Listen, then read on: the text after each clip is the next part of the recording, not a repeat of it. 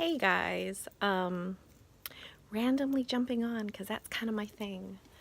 I actually had an amazing coaching session today. If you've watched my videos, you know that I have an amazing coach that I adore and is like the perfect coach for me. And we talked about some stuff today, and I thought it could be relevant. Because I just decided to jump on, I am not in any comfortable situation.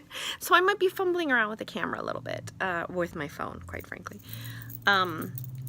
So let's just chat. One thing that came up, and, okay, I think that'll work.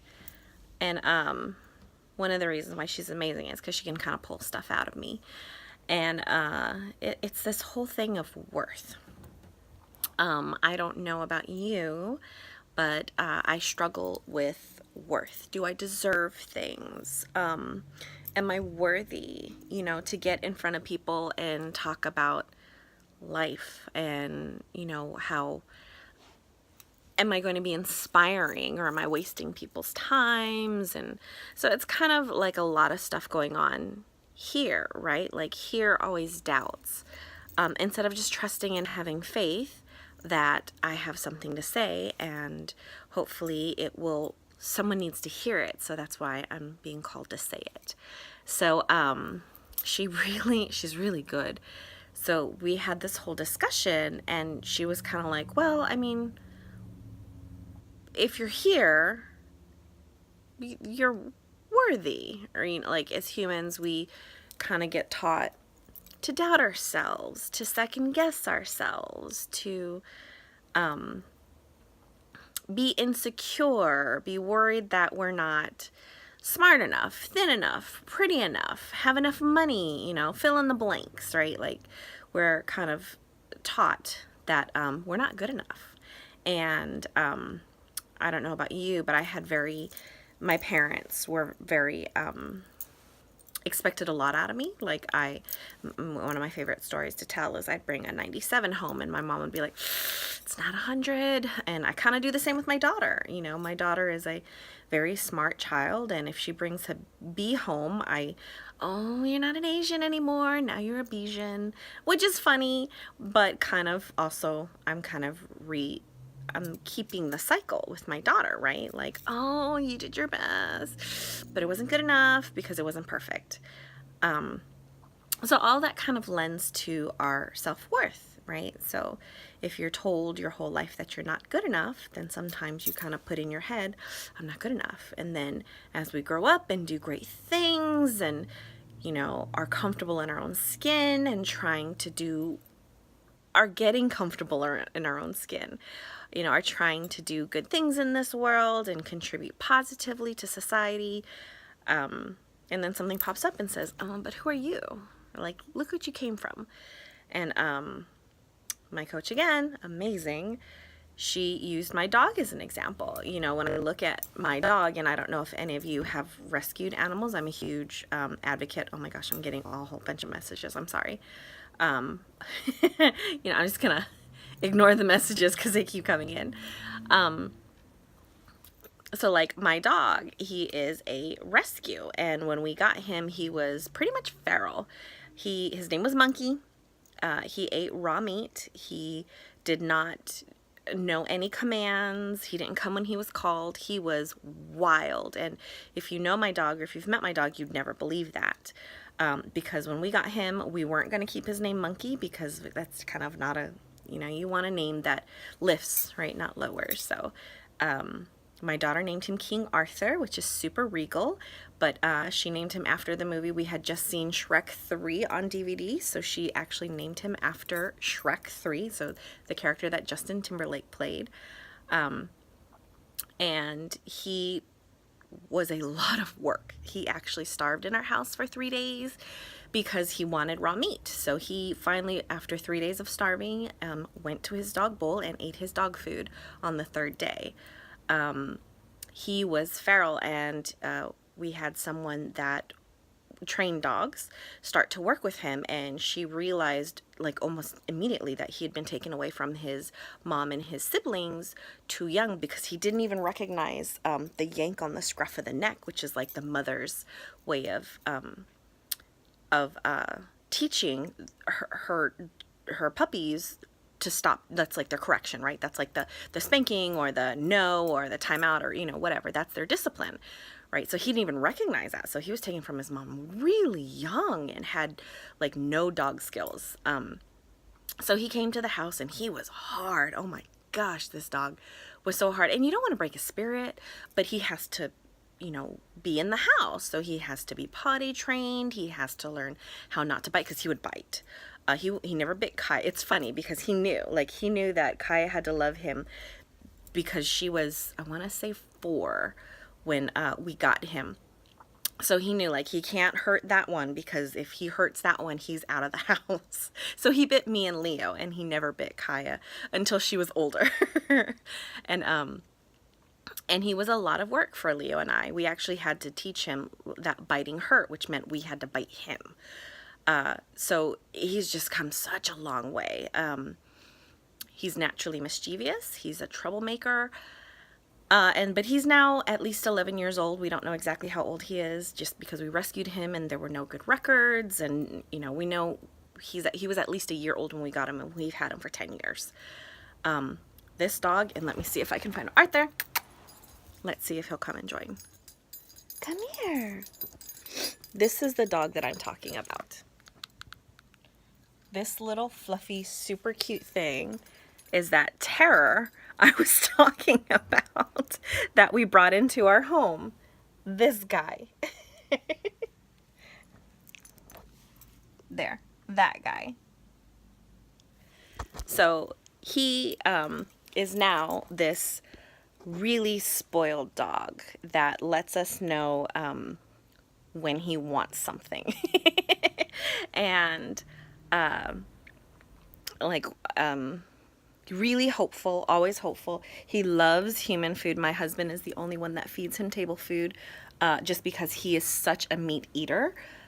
We buy him blue dog food because it is the meatiest dog food. We get him the senior dog food because he's officially a senior. So he's kind of spoiled, right? Like, really spoiled. He sighs, so let's say he gets in trouble, right? And I'll be like, go to your bed. And he'll look at me like defiantly, like, no, even though he got in trouble. And so I'll be like, go to your bed. And I'll threaten to like smack his butt. So he'll literally like walk through his bed and come right back out. And like, he went to bed. So he's now this is what he is now. This spoiled dog just lying down, expecting to be petted, and lets me know that he disapproves of when he's not getting love and attention and affection, because he wants love and attention and affection a lot. We'll call him, and like even jumping on the bed or jumping on the couch, he has to be invited to the couch. He's actually really smart. So he knows that he needs to be invited on the couch. He can't just jump on the couch. We catch him on the couch when we come home or in the middle of the night sometimes, because he's kind of a jerk.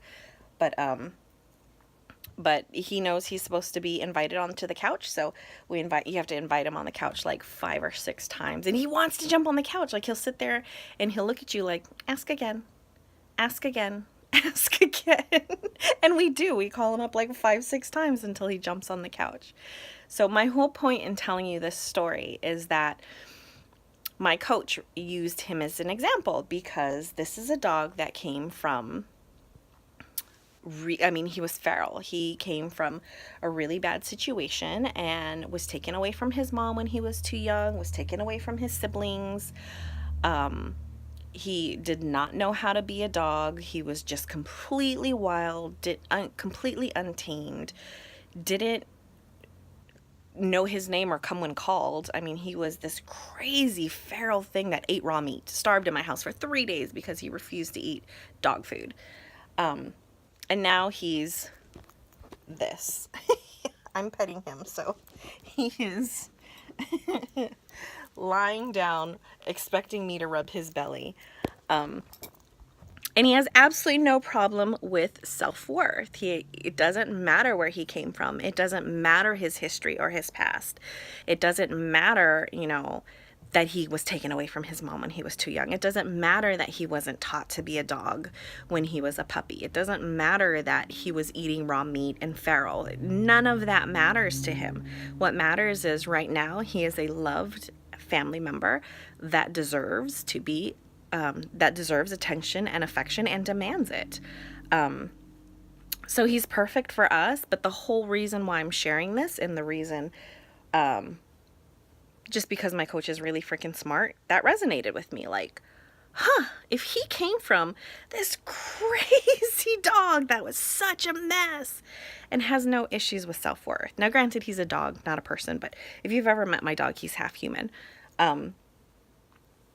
And has no issues with it. And here I am, and I'm not sure if the same for you, but struggling with, well, because I came from this, and because I've had these things, and because when I was younger I made bad decisions, and because, you know, I'm not perfect all the time, because, you know, sometimes I slip and I get really hard on myself, and, you know, I should have done that better, and I should have done this better, and, you know, I want to be perfect all the time and an example all the time, and that's crap, right? Like, that just, it's limiting beliefs. It's holding us back from doing what we're supposed to be doing, and living life to the fullest. And it's okay if you're not perfect. None of us are.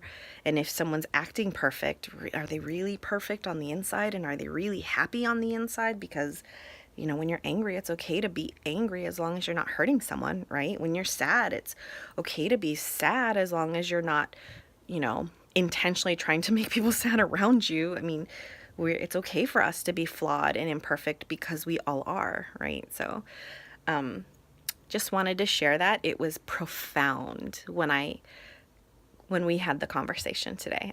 Again, I have an amazing coach. So I just felt inspired to jump on and share that story with you, and hopefully it resonates with you, and maybe you needed to hear it because I needed to hear it. So I hope you're having an amazing new year. I feel like I'm bringing the camera in so much closer. I hope you're having an amazing new year, and I hope I'm really excited about 2018. I feel like this year is going to be like, so many good things are going to happen. I feel like last year there's a lot of fear and anger, and I feel like that's going to go away this year. That this year is going to be more about us lifting each other and holding each other up and loving each other and being kind to each other, and remembering that we're all related, right? Like, we're all connected. We're not our own separate entities, and skin and color and gender and religion and all these things can make us think that we're different, but we're not, right? Like, under all of it, we're connected, we're family, right? We're humans. So I feel like there's a lot of really good things coming out of 2018 that I'm really excited about. So hopefully this helps you. I hope your 2018 is going great so far, and you're getting really good vibes and excited about the year. And Arthur's scratching. And I will talk to you the next time inspiration hits me and forces me to jump on. Because the last one I did was semi thought out and planned, but I felt like it wasn't right because it wasn't just me talking from the heart. So that's where I'm going to go with this. I'm just going to talk from the heart and jump on when I feel really inspired to talk from the heart.